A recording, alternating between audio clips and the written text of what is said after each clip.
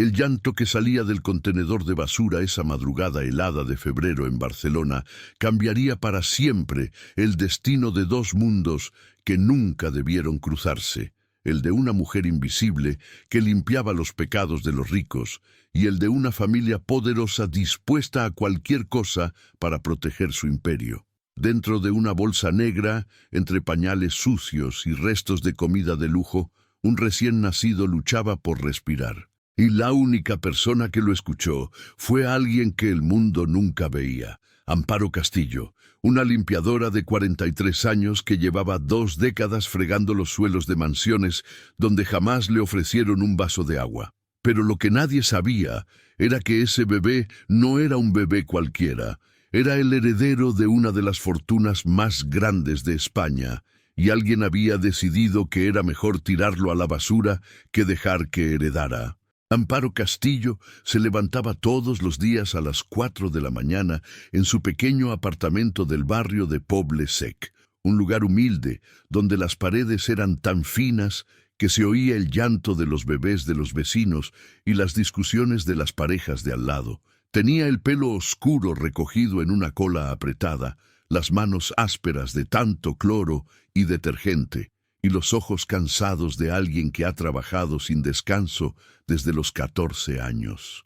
Había enviudado hacía 3 años, cuando su esposo Raúl murió en un accidente de construcción que la empresa nunca quiso asumir como responsabilidad. Desde entonces, Amparo vivía sola.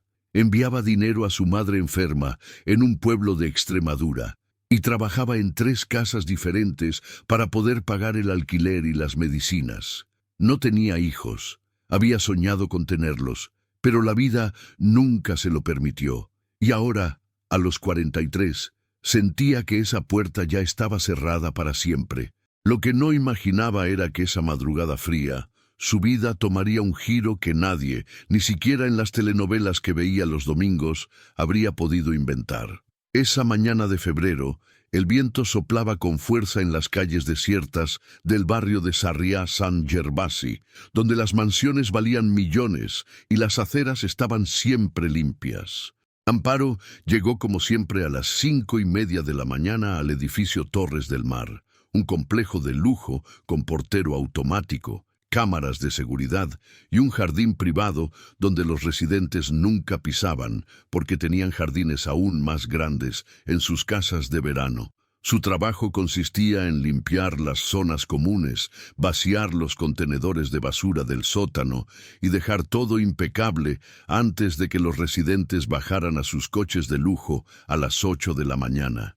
Era un trabajo invisible. Nadie la saludaba, nadie sabía su nombre, nadie le preguntaba cómo estaba. Para ellos, Amparo era solo una sombra que se movía con un trapeador en la mano y desaparecía antes de que el sol saliera. Esa madrugada, mientras arrastraba los contenedores de basura hacia la zona de carga para que el camión de la basura los recogiera, escuchó algo que la hizo detenerse en seco. Un llanto, débil, ahogado, casi imperceptible. Al principio pensó que era un gato, o tal vez su imaginación cansada después de tantas horas sin dormir bien. Pero el sonido se repetía, una y otra vez, como un quejido desesperado que venía del interior de uno de los contenedores grandes de color verde. Amparo sintió un escalofrío que le recorrió la espalda. Dejó el trapeador apoyado contra la pared y se acercó lentamente al contenedor. El olor era insoportable. Restos de comida podrida, pañales sucios, bolsas de plástico llenas de basura orgánica. Pero el llanto seguía ahí, cada vez más claro. Con el corazón latiéndole con fuerza en el pecho, Amparo abrió la tapa del contenedor y miró dentro. Y lo que vio la dejó paralizada. Había una bolsa negra de basura, atada con un nudo flojo, moviéndose ligeramente, y de su interior salía ese llanto agudo y desesperado. Amparo sintió que las piernas le temblaban.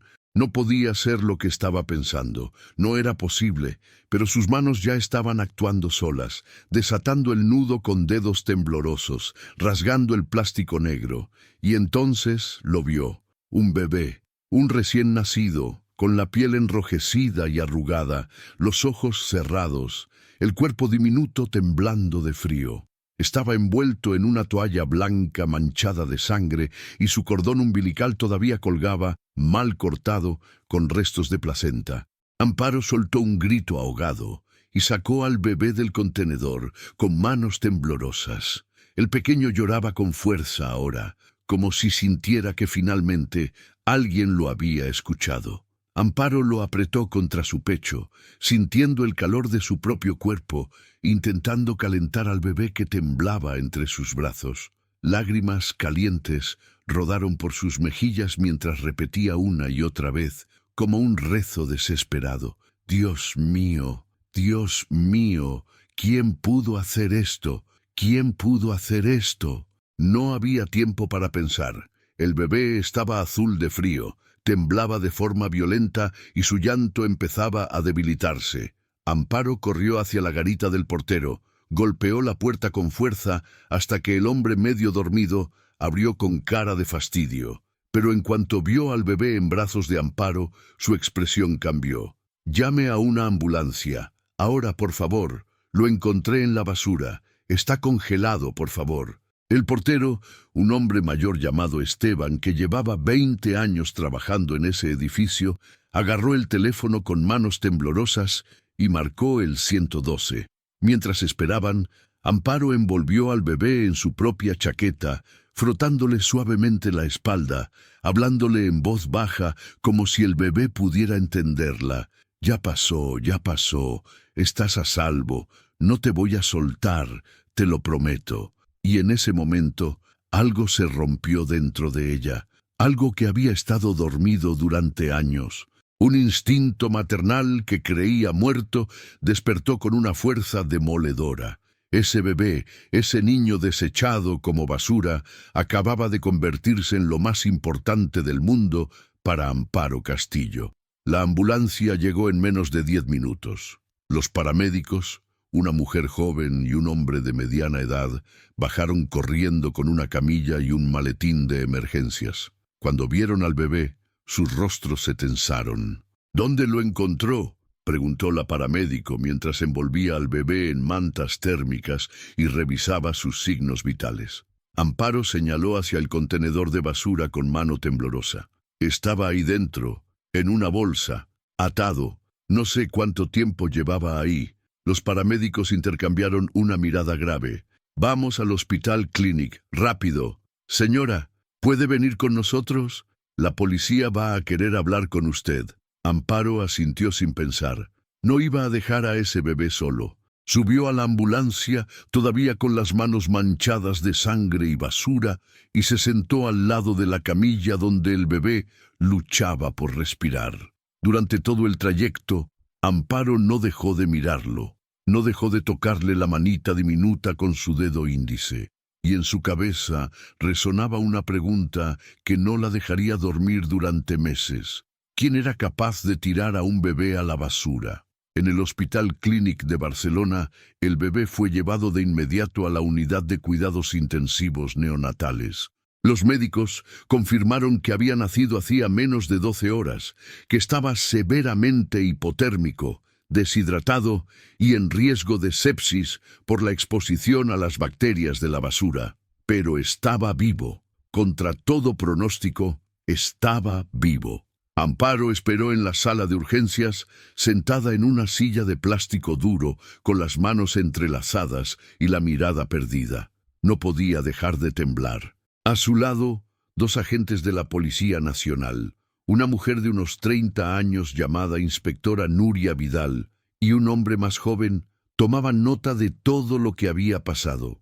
«Señora Castillo, necesitamos que nos cuente todo con el mayor detalle posible. ¿A qué hora exactamente encontró al bebé? ¿Vio a alguien sospechoso cerca del contenedor? ¿Había algo más dentro de la bolsa? ¿Algún papel? ¿Alguna nota?» Amparo intentó recordar cada detalle, pero su mente estaba nublada por el shock. No había nada más, solo el bebé envuelto en una toalla blanca. No había nadie. Trabajó sola a esa hora. El edificio estaba en silencio. La inspectora Vidal asintió tomando notas en su libreta. ¿Sabe quiénes viven en ese edificio? ¿Alguien le comentó algo extraño en los últimos días? Amparo negó con la cabeza. Yo solo limpio. Nadie me habla. Para ellos soy invisible. Esa frase quedó flotando en el aire, cargada de una verdad amarga que la inspectora Vidal conocía bien. Había trabajado en casos de abandono de bebés antes, y casi siempre había un patrón: madres adolescentes aterrorizadas, familias ricas que ocultaban embarazos no deseados, secretos que valían más que una vida. Vamos a investigar a todos los residentes del edificio. Si ese bebé nació ahí, o si alguien de ahí lo tiró, lo vamos a descubrir. Amparo levantó la mirada con los ojos enrojecidos. ¿Y qué va a pasar con él? ¿Con el bebé? La inspectora suspiró. Si no aparecen los padres biológicos en las próximas 48 horas, el bebé quedará bajo tutela del Estado. Lo llevarán a un centro de acogida hasta que se resuelva su situación legal. Amparo sintió una punzada en el pecho. No, no podía ser. Ese bebé no podía terminar en un centro, pasando de mano en mano sin nadie que lo quisiera de verdad.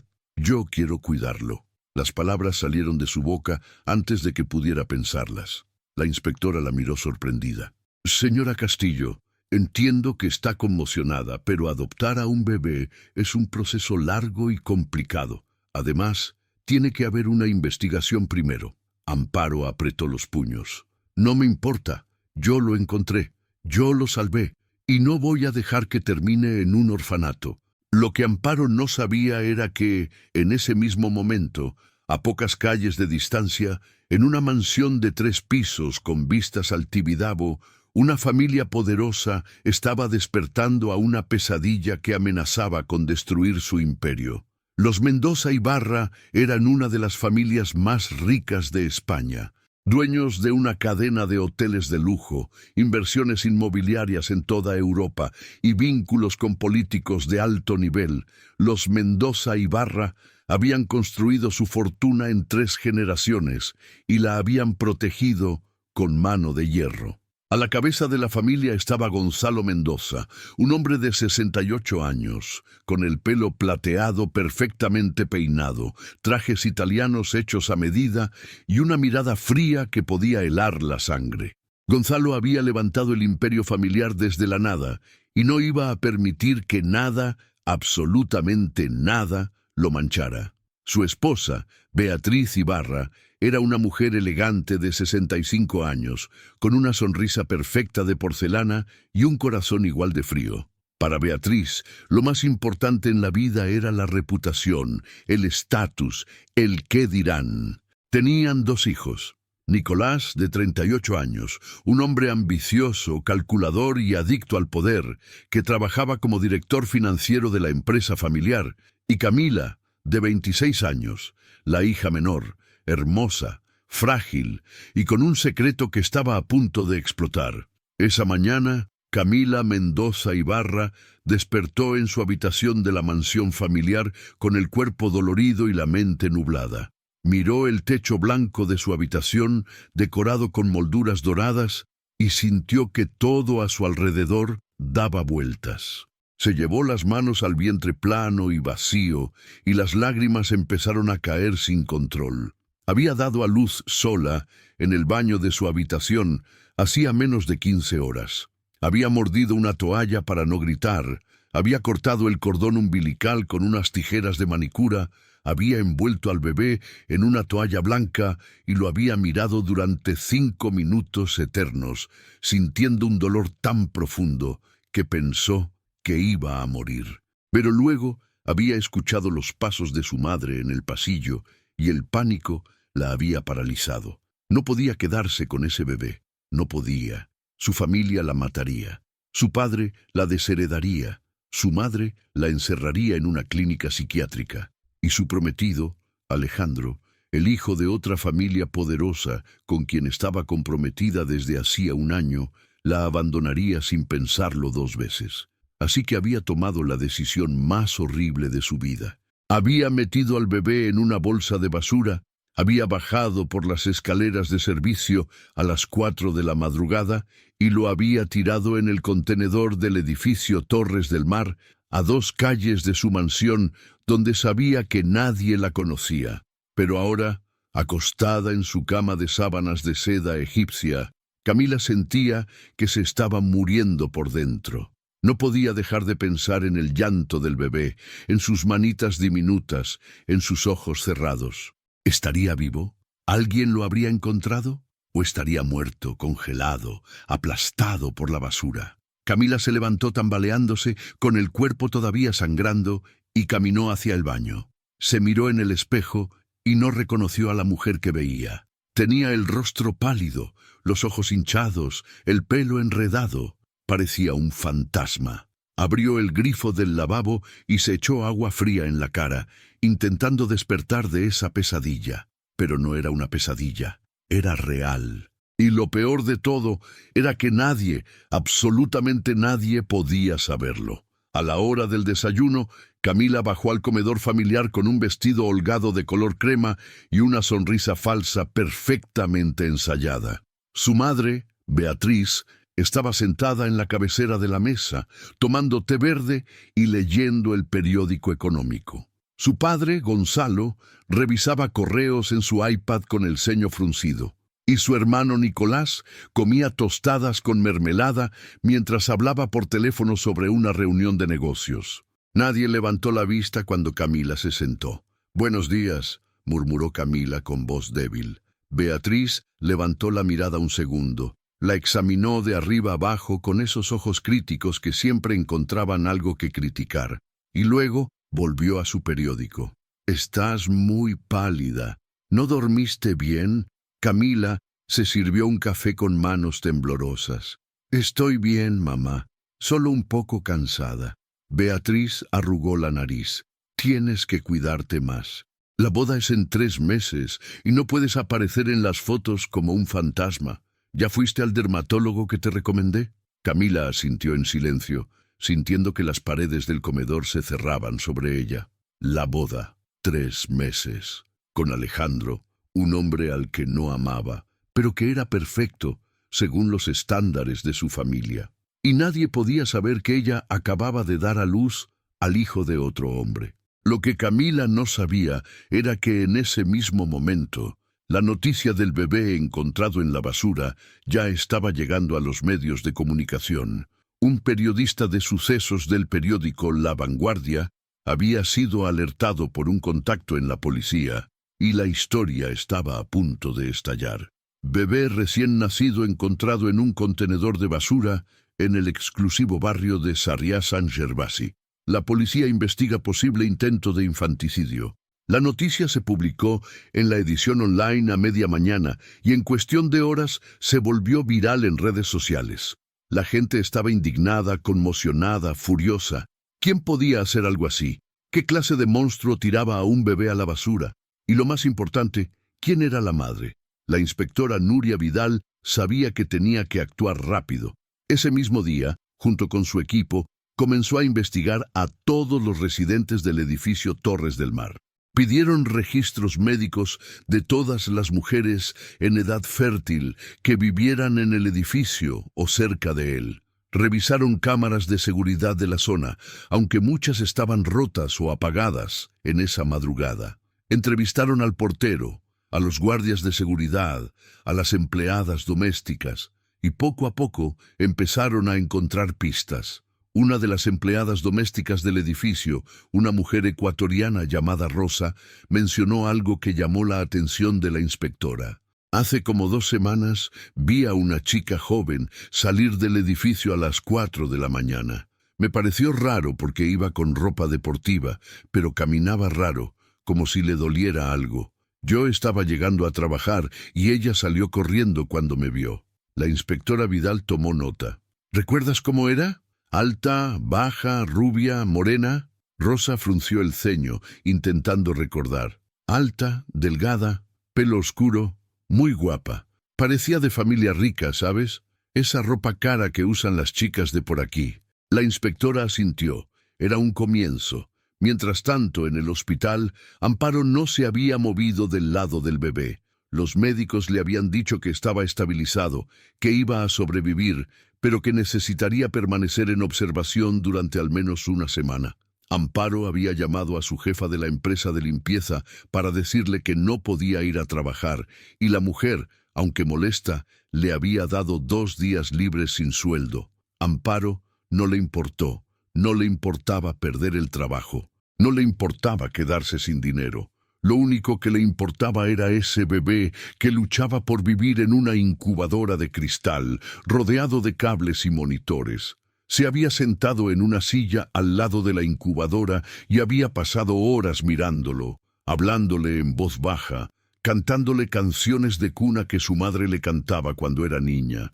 Y cada vez que el bebé movía una manita o abría los ojos un segundo, Amparo sentía que su corazón se llenaba de algo que no había sentido en años: esperanza. Una enfermera joven se acercó a Amparo con una sonrisa amable.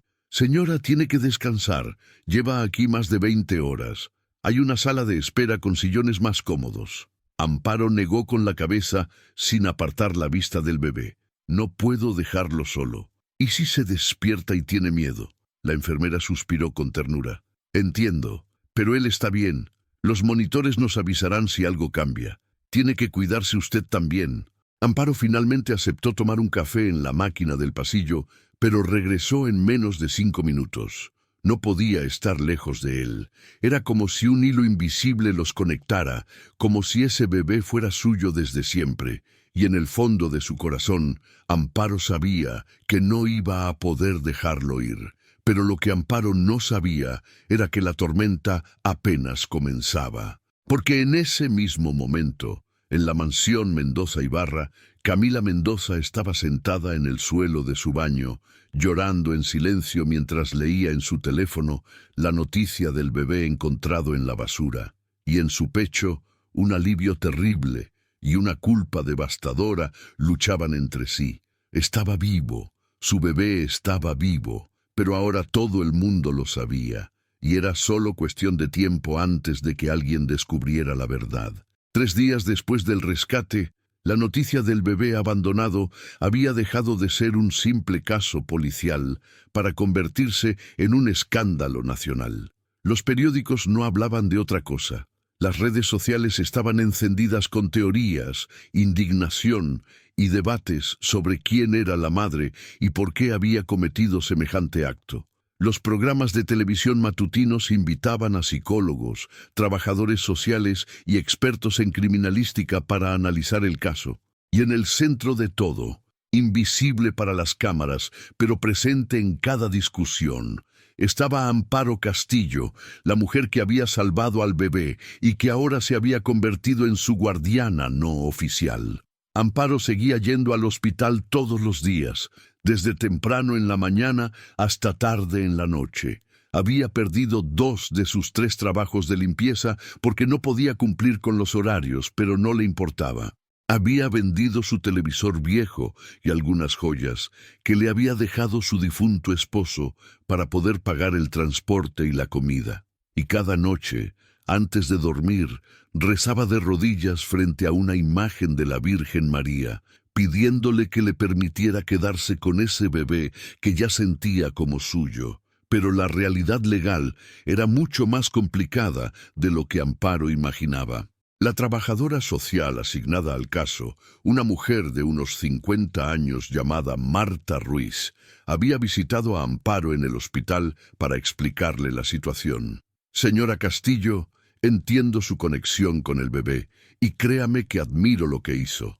Pero la ley es clara. Mientras no aparezcan los padres biológicos, el bebé está bajo tutela del Estado. Y para que usted pueda solicitar la adopción o la custodia temporal, tiene que pasar por un proceso largo que incluye evaluaciones psicológicas, estudios socioeconómicos, visitas domiciliarias y, sinceramente, su situación económica actual no cumple con los requisitos mínimos». Amparo sintió que el suelo se abría bajo sus pies. «¿Qué requisitos? Yo tengo un techo, tengo comida, tengo amor para darle. ¿Qué más necesita un bebé?». Marta Ruiz suspiró con tristeza. Necesita estabilidad económica, señora Castillo. Usted acaba de perder 2 trabajos. Vive en un apartamento de una habitación en alquiler. No tiene ahorros. El sistema busca familias que puedan garantizar no solo amor, sino recursos. Lo siento. Amparo apretó los puños, sintiendo cómo la rabia y la impotencia le quemaban por dentro. Entonces el dinero vale más que el amor. Eso es lo que me está diciendo.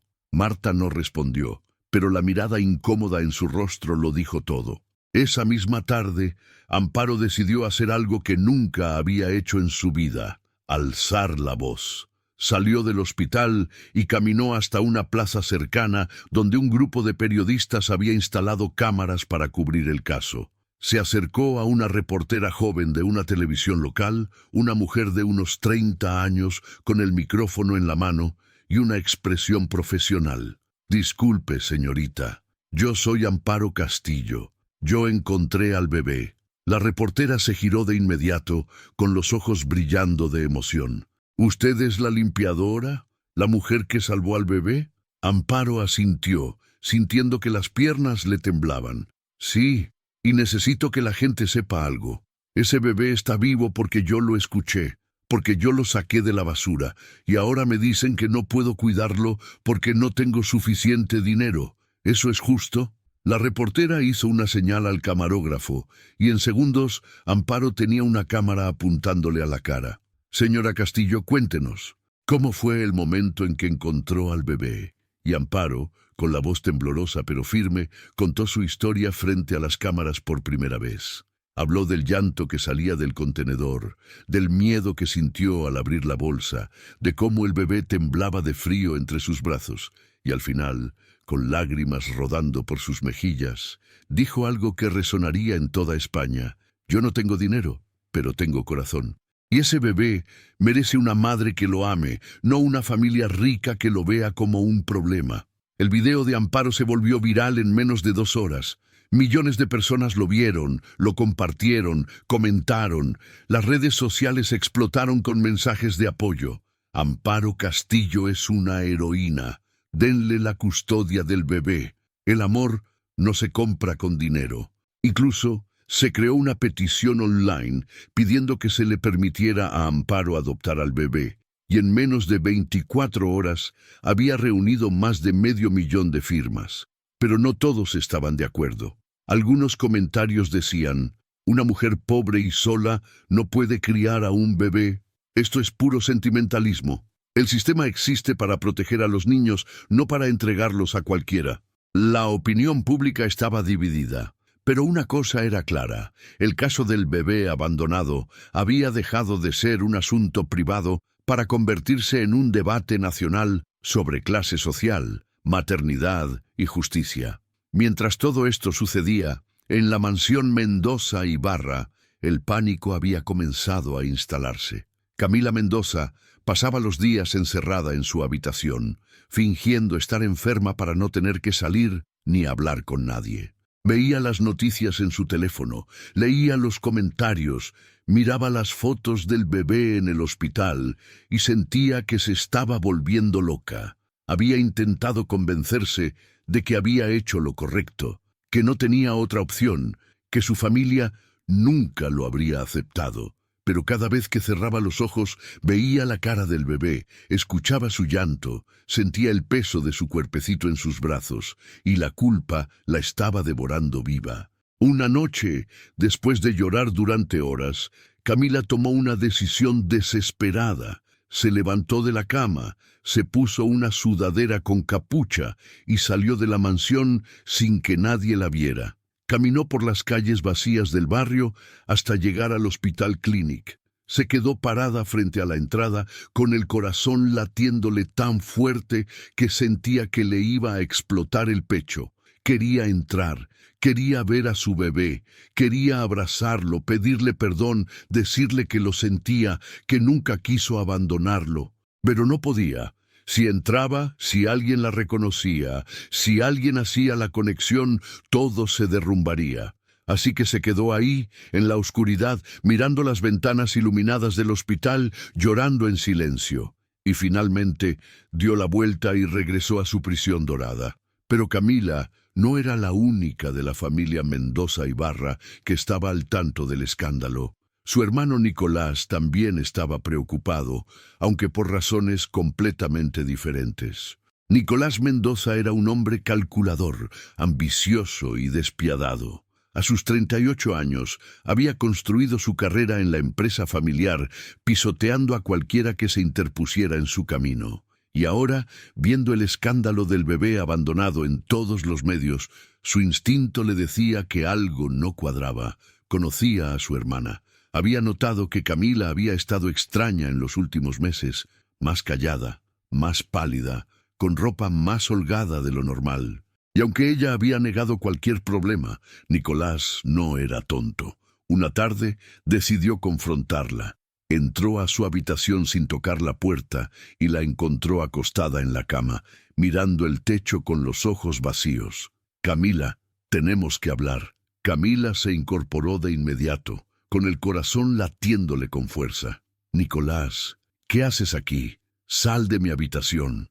Nicolás cerró la puerta detrás de él y se cruzó de brazos. «Ese bebé que encontraron en la basura.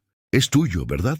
El silencio que siguió fue ensordecedor. Camila abrió la boca para negarlo, pero las palabras no salieron. Y Nicolás supo de inmediato que tenía razón. «Dios mío, Camila, ¿estás loca?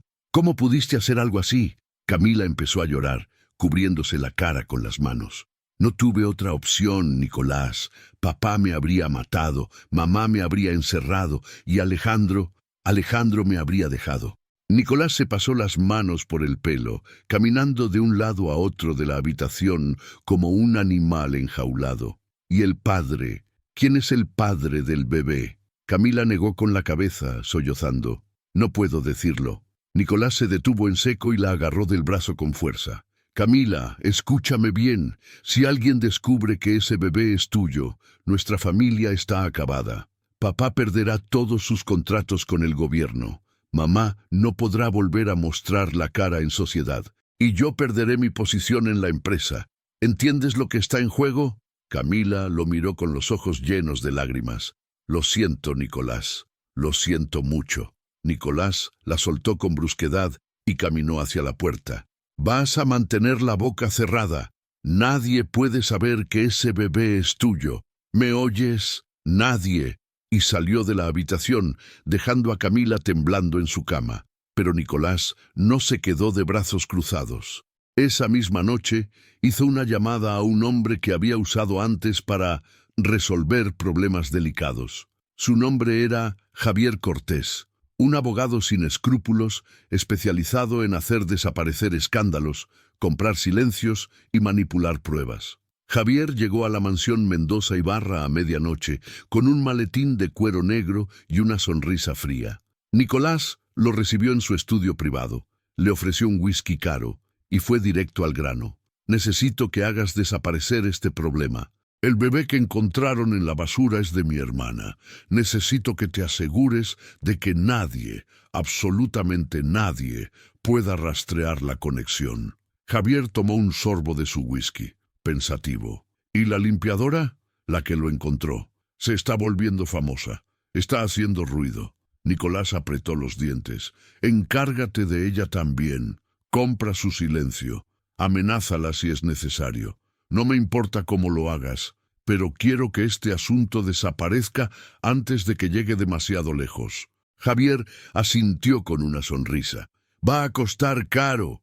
Nicolás sacó un cheque en blanco y lo puso sobre la mesa. «Escribe la cantidad que quieras. Solo arregla esto». Al día siguiente, Amparo recibió una visita inesperada en el hospital. Un hombre alto de traje oscuro y corbata roja se acercó a ella mientras estaba sentada junto a la incubadora del bebé. «¿Señora Amparo Castillo?» Amparo levantó la vista, desconfiada. «¿Quién pregunta?» El hombre le extendió una tarjeta de presentación. «Mi nombre es Javier Cortés. Soy abogado. Represento a una familia que está muy interesada en el bienestar del bebé que usted encontró». Amparo miró la tarjeta con el ceño fruncido. «¿Qué familia?» Javier sonrió, pero era una sonrisa que no llegaba a los ojos. Eso es confidencial por ahora, pero mi cliente me ha autorizado a hacerle una propuesta muy generosa. Están dispuestos a ofrecerle una compensación económica por su valentía, 50.000 euros. A cambio, solo necesitamos que firme un acuerdo de confidencialidad y que renuncie a cualquier reclamación legal sobre el bebé. Amparo sintió que la sangre se le helaba en las venas. ¿Me está ofreciendo dinero para que me olvide del bebé? Javier mantuvo la sonrisa. Le estoy ofreciendo una solución para sus problemas económicos, señora Castillo. Con ese dinero podría dejar de trabajar como limpiadora, podría alquilar un apartamento mejor, podría tener una vida digna, y el bebé sería cuidado por una familia con todos los recursos del mundo. Es una situación en la que todos ganan. Amparo se puso de pie, con los puños apretados y los ojos llenos de furia. «Salga de aquí, ahora». Javier perdió la sonrisa. «Señora Castillo, le recomiendo que piense bien antes de rechazar esta oferta. Mi cliente es una persona muy poderosa. Si decide hacer las cosas de forma menos amigable, puede hacer que su vida se vuelva muy difícil». Amparo dio un paso hacia él, temblando de rabia. «No me importa quién sea su cliente. Ese bebé no se vende, y yo no me vendo, así que lárguese antes de que llame a seguridad». Javier la miró con frialdad, guardó la tarjeta en su bolsillo y se dio la vuelta. «Esto no ha terminado, señora Castillo», y salió de la habitación, dejando a Amparo temblando de miedo y rabia. Amparo sabía que algo muy oscuro estaba sucediendo. Alguien poderoso estaba detrás de esto, alguien que quería silenciarla. Y por primera vez desde que había encontrado al bebé, Amparo sintió miedo de verdad. Esa noche, Amparo no pudo dormir. Se quedó sentada en la sala de espera del hospital, con la mente dando vueltas. ¿Quién era esa familia que quería comprar su silencio? ¿Por qué tenían tanto miedo de que se supiera la verdad? ¿Y qué iban a hacer si ella no aceptaba? Necesitaba ayuda. Necesitaba a alguien que pudiera protegerla y proteger al bebé. Así que al día siguiente, Amparo hizo algo que nunca había hecho. Contactó a la prensa, llamó a la reportera que la había entrevistado unos días antes y le contó lo que había pasado. La reportera, una mujer llamada Laura Montero, escuchó con atención y supo de inmediato que tenía una historia explosiva entre manos. «Señora Amparo, esto es muy grave. Alguien está intentando ocultar algo, y si le ofrecieron dinero para que se callara, significa que tienen mucho que perder. ¿Me permite investigar esto? ¿Confía en mí?» Amparo asintió, sintiendo que finalmente alguien la estaba escuchando de verdad. «Haga lo que tenga que hacer, pero por favor, proteja a ese bebé». Laura Montero era una periodista de investigación con años de experiencia, destapando casos de corrupción, abusos de poder y escándalos de familias influyentes. Había trabajado en algunos de los periódicos más importantes de España y tenía contactos en todos lados: policías, abogados, médicos, informantes. Y ahora, con el caso del bebé abandonado, sentía que tenía entre manos la historia de su carrera. Laura empezó a investigar. Pidió copias de los registros médicos del hospital, habló con las enfermeras, revisó las cámaras de seguridad de los alrededores del edificio Torres del Mar, y poco a poco empezó a conectar los puntos. Una de las enfermeras del hospital, una mujer joven llamada Cristina, le contó algo que llamó su atención.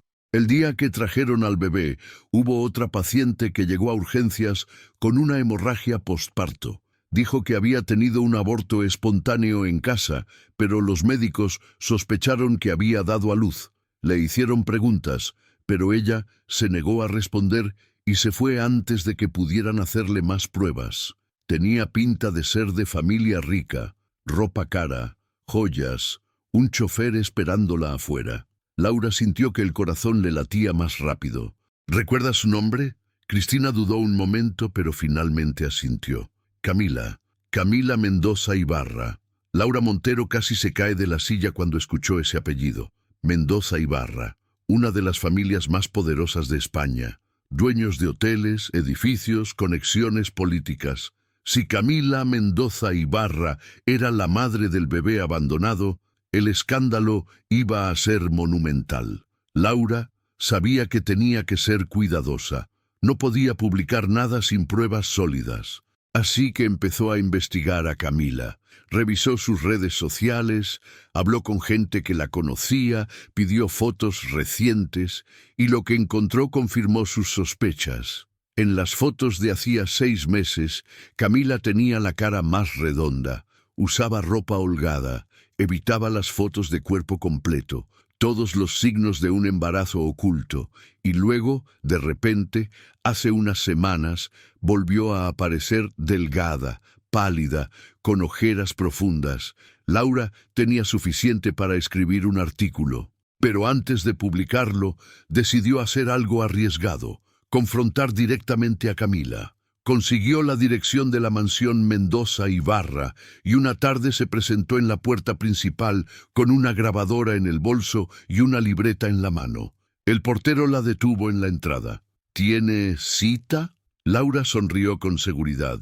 Dígale a la señorita Camila Mendoza que la periodista Laura Montero necesita hablar con ella sobre el bebé abandonado. Creo que va a querer escuchar lo que tengo que decir. El portero hizo una llamada y, para sorpresa de Laura, le abrieron la puerta. Fue conducida a través de un jardín inmenso, lleno de fuentes y esculturas de mármol, hasta un salón de estar lujoso con techos altísimos y muebles que probablemente costaban más que el sueldo anual de Laura. Y ahí, sentada en un sofá de terciopelo azul, estaba Camila Mendoza Ibarra. Era hermosa, con el pelo oscuro cayendo sobre sus hombros, los ojos grandes y asustados, y una palidez fantasmal que la hacía parecer una muñeca de porcelana a punto de romperse. Laura se sentó frente a ella y fue directa al grano. «Señorita Mendoza, sé que usted es la madre del bebé que fue abandonado en el contenedor de basura hace una semana. Tengo pruebas, tengo testigos, y tengo suficiente para publicar una historia que va a destruir su vida y la de su familia. Pero antes de hacerlo, quiero darle la oportunidad de contar su versión». Camila se quedó paralizada, con los ojos abiertos como platos, las manos temblando sobre su regazo. Durante un largo minuto no dijo nada, y luego, de repente, rompió a llorar. Un llanto desgarrador, lleno de dolor, culpa y desesperación, y entre sollozos Camila empezó a hablar. «Yo no quería hacerlo, juro por Dios que no quería, pero estaba tan asustada, tan sola. Nadie podía saber que estaba embarazada. Mi padre me habría desheredado, mi madre me habría internado en una clínica, y mi prometido, él no es el padre es otro hombre, un hombre que no puedo nombrar, y si mi familia se enteraba, me matarían. Así que escondí el embarazo, me puse ropa holgada, dejé de salir, inventé excusas, y cuando llegó el momento, di a luz sola en mi baño, sin nadie que me ayudara. Corté el cordón con unas tijeras, lo envolví en una toalla y lo miré. Dios mío, lo miré y era tan pequeño, tan perfecto. Y yo quería quedármelo, quería ser su madre, pero tenía tanto miedo, así que lo metí en una bolsa y lo llevé al contenedor. Y en el momento en que cerré la tapa, supe que había cometido el peor error de mi vida. He estado muriendo por dentro desde entonces. Veo su cara cada vez que cierro los ojos. Escucho su llanto en mis pesadillas. Y ahora sé que está vivo, que lo salvaron, pero no puedo reclamarlo porque soy una cobarde. Soy un monstruo». Laura Montero escuchó en silencio, tomando notas, grabando cada palabra. Sentía una mezcla de pena y rabia. Pena por esa mujer rota que había tomado la peor decisión de su vida, y rabia por el sistema que la había empujado a esa desesperación. «Camila, ¿estás dispuesta a contar esto públicamente, a asumir la responsabilidad de lo que hiciste?» Camila levantó la vista con los ojos enrojecidos. «¿Y qué pasará si lo hago? ¿Iré a la cárcel?» Laura suspiró. «Probablemente. Intentar abandonar a un bebé es un delito grave, pero también podría ser una oportunidad para que demuestres que te arrepientes, que quieres hacer las cosas bien, y tal vez, solo tal vez, puedas recuperar a tu hijo». Camila cerró los ojos. sintiendo que el mundo daba vueltas. Necesito pensarlo. Necesito hablar con alguien. Laura asintió. Te doy 24 horas. Si no das un paso adelante, yo publicaré la historia de todas formas. Y créeme, será mucho peor para ti si te descubren en vez de que tú misma te entregues. Esa noche, Camila no durmió. Caminó por su habitación durante horas, dándole vueltas a la decisión más importante de su vida.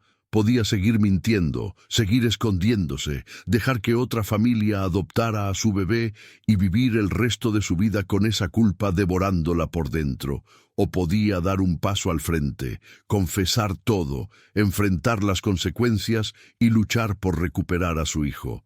A las 6 de la mañana tomó una decisión. Se vistió con ropa sencilla, se recogió el pelo en una cola y salió de la mansión sin decirle nada a nadie. Caminó hasta la comisaría de policía más cercana, entró con las piernas temblando y se acercó al mostrador donde un oficial la miró con curiosidad.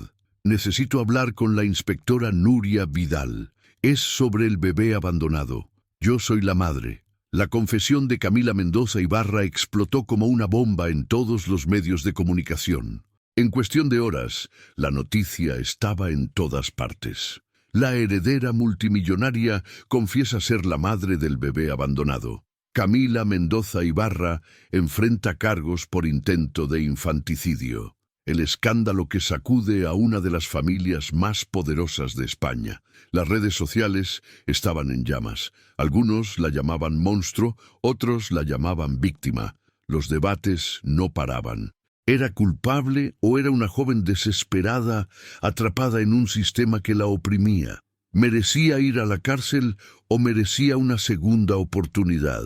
La familia Mendoza Ibarra intentó hacer control de daños. Contrataron a los mejores abogados, publicaron un comunicado oficial diciendo que apoyaban a Camila en este momento difícil y que respetaban el proceso legal. Pero nadie les creía. Todo el mundo sabía que estaban intentando salvar su reputación.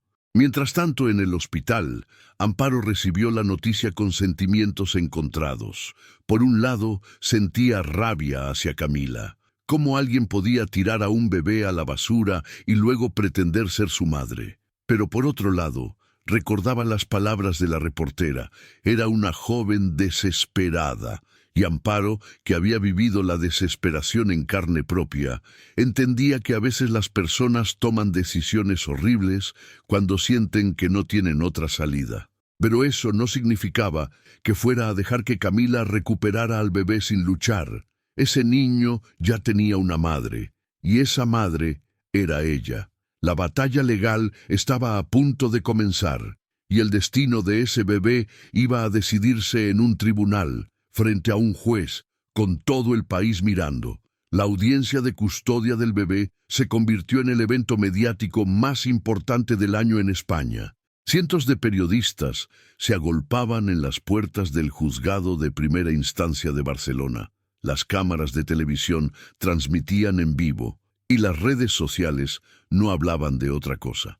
Dentro de la sala del tribunal, el ambiente era tenso, eléctrico, como si todos supieran que lo que se decidiera ese día cambiaría vidas para siempre. En un lado de la sala estaba Camila Mendoza Ibarra, vestida con un traje sencillo de color beige, sin joyas, con el pelo recogido en un moño bajo, intentando proyectar una imagen de humildad y arrepentimiento. A su lado estaban sus abogados, un equipo de 5 letrados, de los más caros de Barcelona, liderados por un hombre de 60 años llamado Fernando Ríos, conocido por ganar casos imposibles. Detrás de Camila, en las bancas del público, estaban sus padres, Gonzalo y Beatriz, con expresiones pétreas, como estatuas de mármol que se negaban a mostrar emoción alguna. Su hermano, Nicolás, no había venido, alegando compromisos de negocios, pero todos sabían que simplemente no quería ser fotografiado en medio del escándalo.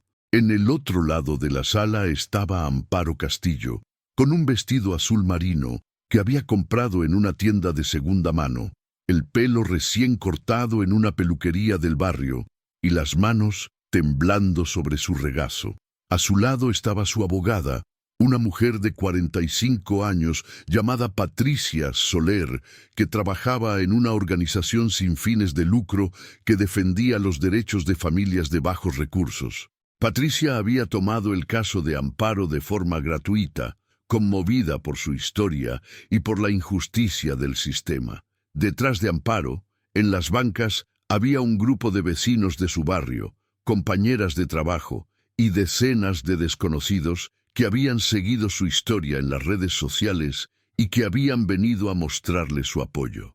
Algunos llevaban pancartas que decían: «El amor no tiene precio. Amparo es la verdadera madre. Justicia para el bebé». La jueza que presidiría la audiencia era una mujer de unos 55 años, llamada María José Carvajal, conocida por su rigurosidad, su frialdad profesional y su fama de no dejarse intimidar por nombres poderosos ni presiones políticas. Entró a la sala con su toga negra, se sentó en el estrado y con un golpe de martillo dio inicio a la audiencia. «Buenos días. Estamos aquí para determinar la custodia temporal del menor conocido como Bebé Juan, nombre asignado provisionalmente por el Hospital Clínic de Barcelona, mientras se resuelve su situación legal definitiva. Tenemos dos solicitudes de custodia, una presentada por la señora Amparo Castillo, quien rescató al bebé, y otra presentada por la señorita Camila Mendoza Ibarra, madre biológica del menor. Procederemos a escuchar los argumentos de ambas partes». El abogado de Camila, Fernando Ríos, se puso de pie con la seguridad de quien ha ganado 1000 batallas legales. «Señoría, mi clienta, la señorita Camila Mendoza Ibarra, comparece ante este tribunal con profundo arrepentimiento por las acciones que cometió bajo circunstancias extremas de presión psicológica, miedo y desesperación. Es importante que el tribunal entienda que la señorita Mendoza no actuó con malicia, sino bajo un estado de trastorno mental posparto, condición médica reconocida que afecta a miles de mujeres cada año. Tenemos informes psiquiátricos que confirman que al momento de abandonar al bebé, mi clienta no estaba en plenas facultades mentales. Además, desde que tomó conciencia de la gravedad de sus actos, se entregó voluntariamente a las autoridades, confesó todo y ha mostrado un deseo genuino de reparar el daño causado. La señorita Mendoza es la madre biológica del bebé. Tiene recursos económicos ilimitados para proporcionarle la mejor educación, la mejor atención médica, las mejores oportunidades de vida. Y sobre todo, señoría, tiene el amor de una madre que cometió un error terrible, pero que está dispuesta a pasar el resto de su vida enmendándolo. La sala quedó en silencio. Algunos de los presentes murmuraron entre ellos. La jueza Carvajal tomó nota sin mostrar emoción alguna. Luego le dio la palabra a Patricia Soler, la abogada de Amparo. Patricia se puso de pie, con la espalda recta y la voz firme. «Señoría, con todo respeto hacia el letrado de la parte contraria, hay que llamar las cosas por su nombre. La señorita Mendoza Ibarra no cometió un error. Cometió un intento de asesinato. Metió a un bebé recién nacido en una bolsa de basura, lo ató como si fuera desperdicio y lo tiró en un contenedor en una madrugada de febrero con temperaturas bajo cero. Si mi clienta, la señora Amparo Castillo, no hubiera escuchado el llanto de ese bebé, hoy estaríamos hablando de un cadáver, no de una audiencia de custodia. Y ahora, después de que mi clienta salvó esa vida, después de que pasó noches sin dormir cuidándolo en el hospital, después de que perdió 2 trabajos por no separarse de su lado, después de que lo amó como nadie más lo amó, ¿viene la señorita Mendoza a reclamarlo porque tiene dinero y apellido? Eso no es justicia, señoría. Eso es una burla. Mi clienta no tiene millones en el banco, es cierto, pero tiene algo que ningún dinero puede comprar: amor incondicional. Y ese bebé merece crecer con alguien que lo eligió, que luchó por él, que lo vio no como un problema, sino como un regalo. La sala estalló en murmullos. Algunos aplaudieron, pero la jueza golpeó el martillo exigiendo orden. Silencio en la sala. Procederemos a escuchar los testimonios de ambas partes. Señorita Mendoza Ibarra, pase al estrado. Camila se puso de pie, con las piernas temblando. Caminó lentamente hacia el estrado. Juró decir la verdad y se sentó frente al micrófono. Su abogado le hizo una serie de preguntas preparadas de antemano. Camila, ¿puedes explicarle al tribunal qué pasó la noche en que diste a luz? Camila respiró profundo, con las manos apretadas sobre su regazo. Yo estaba sola. Nadie sabía que estaba embarazada. Había escondido el embarazo durante 9 meses porque tenía miedo. Mi familia es muy estricta. Mi padre es muy duro. Y yo estaba comprometida con un hombre que no es el padre del bebé. Si alguien se enteraba, mi vida se habría acabado. Así que cuando empezaron las contracciones, me encerré en mi baño y di a luz sola. Fue horrible, doloroso, aterrador, y cuando vi al bebé yo quería quedármelo. De verdad que sí, pero el miedo fue más fuerte. Pensé que si lo dejaba en la basura, alguien lo encontraría rápido y lo llevaría a un hospital. Nunca pensé que iba a tardar tanto. Nunca quise que muriera, lo juro. Las lágrimas rodaban por las mejillas de Camila mientras hablaba. Algunos en la sala sintieron pena, otros sintieron rabia. La jueza Carvajal la miraba con expresión inescrutable. Señorita Mendoza, ¿por qué no llamó a una ambulancia? ¿Por qué no lo dejó en la puerta de un hospital o de una iglesia? ¿Por qué un contenedor de basura? Camila sollozó. No lo sé, no estaba pensando con claridad. Estaba sangrando, estaba mareada, estaba aterrorizada. Lo siento mucho, lo siento muchísimo. Luego fue el turno de Patricia Soler de interrogar a Camila, y no fue amable. Señorita Mendoza, usted dice que quería quedarse con el bebé, pero lo tiró a la basura. Usted dice que nunca quiso que muriera, pero lo dejó en un contenedor en pleno invierno. Usted dice que lo siente, pero solo se entregó a la policía después de que una periodista la descubrió. ¿Cómo espera que este tribunal crea que ahora sí es una madre apta? Camila no pudo responder. Se quedó en silencio, llorando, con la cabeza baja. Su abogado intervino. Objeción, señoría. La letrada está hostigando a la testigo. La jueza asintió. Reformule la pregunta, letrada Soler. Patricia cambió de táctica. Señorita Mendoza, si el tribunal le concede la custodia del bebé, ¿quién lo cuidará? ¿Usted personalmente? ¿O será una niñera pagada mientras usted sigue con su vida de lujo? Camila levantó la vista, con los ojos enrojecidos. Yo lo cuidaré, yo misma. Renunciaré a todo si es necesario, quiero ser su madre. Patricia asintió lentamente. Ya veo, gracias. No más preguntas. Luego fue el turno de Amparo. Se puso de pie, caminó hacia el estrado y juró decir la verdad. Estaba nerviosa, con las manos sudando, pero tenía la mirada firme. Su abogada le hizo preguntas sobre el día en que encontró al bebé, sobre cómo se había sentido, sobre por qué quería quedárselo. Señora Castillo, ¿por qué quiere adoptar a este bebé? Amparo respiró profundo. Porque desde el momento en que lo saqué de esa basura, supe que era mío. No de sangre, pero de corazón. Yo nunca pude tener hijos. Perdí a mi esposo hace 3 años. Y cuando vi a ese bebé temblando, llorando, tan indefenso, sentí que Dios me lo había puesto en el camino por una razón. No tengo dinero, no tengo una mansión, no tengo un apellido importante, pero tengo amor, tengo tiempo, tengo ganas de ser madre. Y ese bebé merece a alguien que lo haya elegido desde el primer segundo, no alguien que lo tiró como basura y ahora lo quiere de vuelta porque se siente culpable. Las palabras de Amparo resonaron en la sala. Muchos lloraban, otros asentían. La jueza Carvajal seguía tomando notas. Luego el abogado de Camila tuvo su turno de interrogar a Amparo, y fue brutal. Señora Castillo, ¿cuánto gana usted al mes? Amparo dudó. Ahora, casi nada. Perdí 2 trabajos, pero puedo buscar otros. Ya veo. ¿Y dónde vive?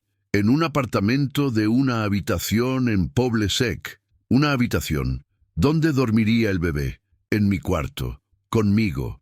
Hasta que pueda permitirme algo mejor. El abogado sonrió con condescendencia. Señora Castillo, con todo respeto, ¿cómo pretende criar a un bebé sin dinero, sin espacio, sin recursos? ¿No cree que el bebé merece algo mejor? Amparo lo miró fijamente. El bebé merece amor, y eso yo se lo puedo dar. La audiencia continuó durante horas. Se presentaron informes psicológicos de ambas partes. Se escucharon testimonios de vecinos de Amparo que hablaron de su bondad, su honestidad, su capacidad de cuidar a otros. Se escucharon testimonios de médicos que confirmaron el diagnóstico de trastorno mental posparto de Camila. Se presentaron pruebas de ADN que confirmaban que Camila era la madre biológica del bebé. Y finalmente llegó el momento de los alegatos finales. El abogado de Camila habló primero, argumentando que la biología importaba, que una madre tenía derecho a corregir sus errores, que privar a un niño de su madre biológica era un daño irreparable. Luego habló Patricia Soler, argumentando que el amor importaba más que la sangre, que Amparo había demostrado ser la verdadera madre, y que devolver al bebé a Camila sería premiar el abandono. La jueza Carvajal escuchó todo en silencio, y cuando terminaron los alegatos, se puso de pie. Este tribunal tomará un receso de 2 horas para deliberar. La decisión se anunciará a las 5 de la tarde, y salió de la sala, dejando a todos en suspenso. Las 2 horas que siguieron fueron las más largas de la vida de Amparo. Se sentó en una banca del pasillo del juzgado, rodeada de sus vecinos y amigos, rezando en silencio. Camila, por su parte, estaba en una sala privada con sus padres y sus abogados, con la cabeza entre las manos, llorando sin parar. A las 5 de la tarde en punto, todos regresaron a la sala. La jueza Carvajal entró, se sentó en el estrado y con voz clara y firme comenzó a leer su sentencia. Después de revisar toda la evidencia presentada, los testimonios escuchados y las circunstancias particulares de este caso, este tribunal ha llegado a una decisión. Es innegable que la señorita Camila Mendoza Ibarra es la madre biológica del bebé. También es innegable que cometió un acto gravísimo al abandonar a su hijo recién nacido en condiciones que pusieron en riesgo su vida.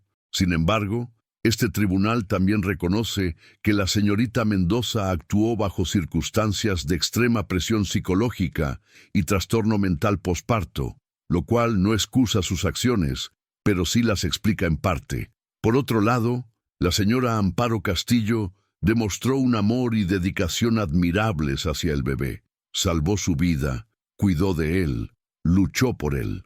Pero este tribunal no puede ignorar las limitaciones económicas que enfrenta, las cuales podrían afectar el bienestar del menor a largo plazo. La sala estaba en silencio absoluto.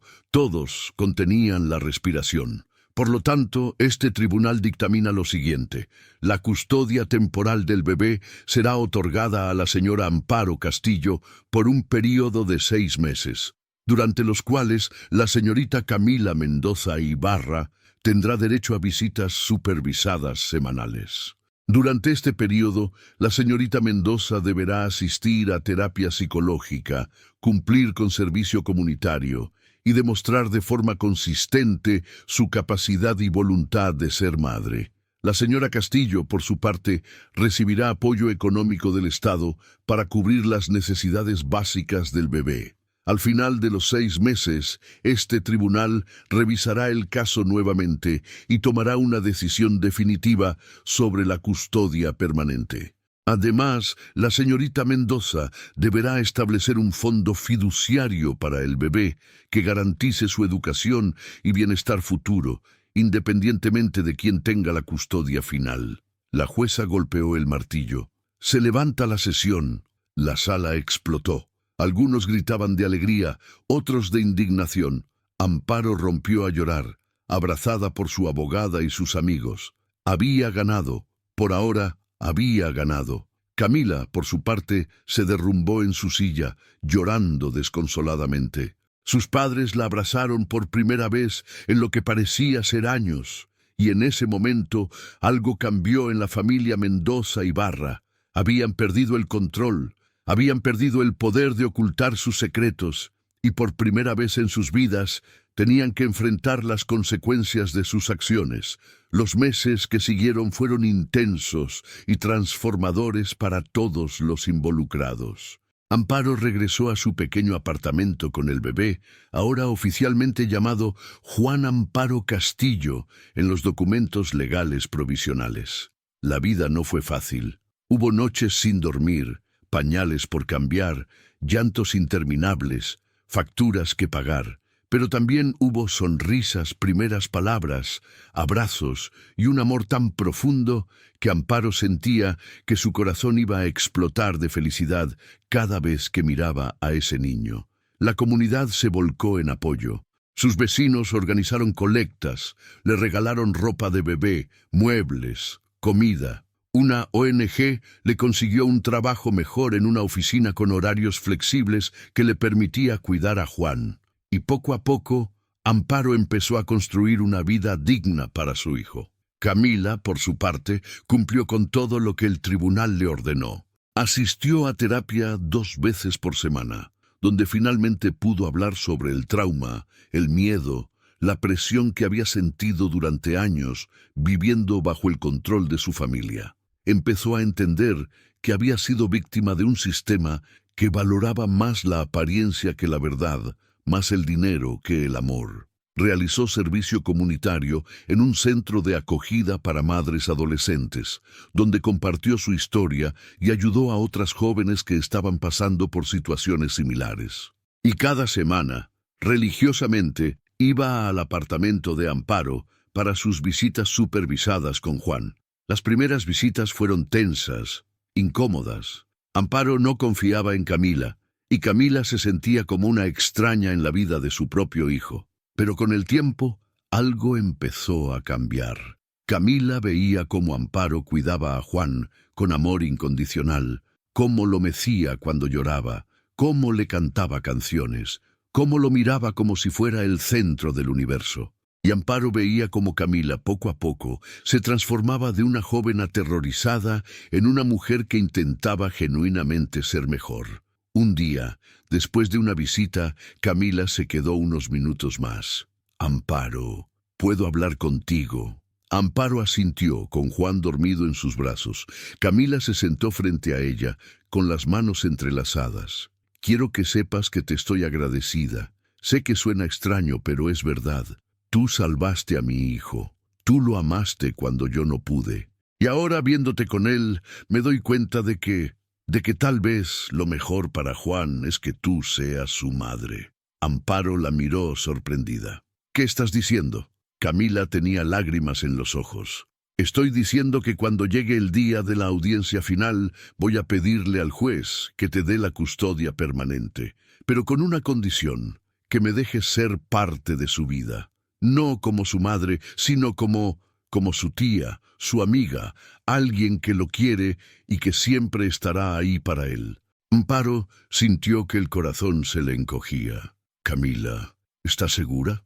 Camila asintió. «Más segura que nunca. Tú eres su verdadera madre, Amparo. Yo solo lo traje al mundo». 6 meses después, en la audiencia final, la jueza Carvajal escuchó los testimonios actualizados de ambas partes.